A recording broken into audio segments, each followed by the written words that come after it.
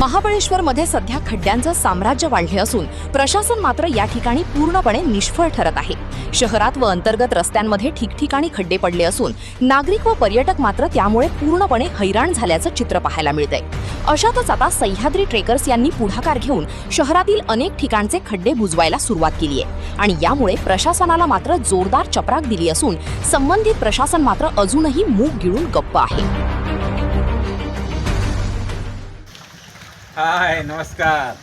आजचा आपला 6वा दिवस आहे खड्डे बुजवायचा आणि आपण आता हा जो रस्ता खालना रस्ता आलेला आहे हा माकऱ्या हायस्कूलपासून तीज हॉटेलपर्यंत हा रस्ता जातो आणि ह्या रस्त्याला बाबा काल इथे एक गाडी आरली होती। इथं रोजच पाय मुरगळतात आमच्या स्थानिकांचे।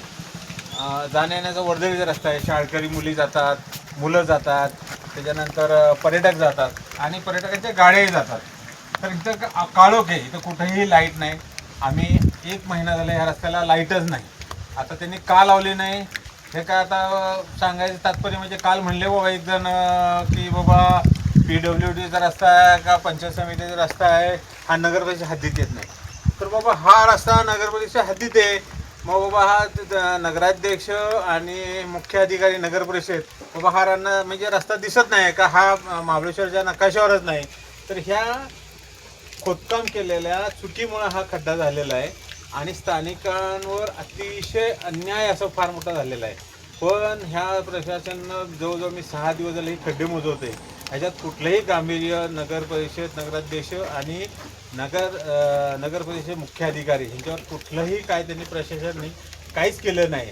तर मग त्या खुर्ची बसायच्या पात्रतेच्या आहेत का, आणि बाबा पात्रतेच्या असेल तर मग हा रस्ता महाबळेश्वरच्या नकाशात येतो का नाही बाबा हे त्यांनीच ठरवा। आणि मग बाबा हे काम कुणी करायचं आता त्यांनी ठरवायचं। पण आपण जे ठरल्याप्रमाणे ठरले की बाबा रोज 2 खड्डे मुजवायचे। मी हा खड्डा असा बसून खड्डा मुजवलेला आहे, कारण मी हा माझ्या घरी जाणार येण्याचा रस्ता आहे।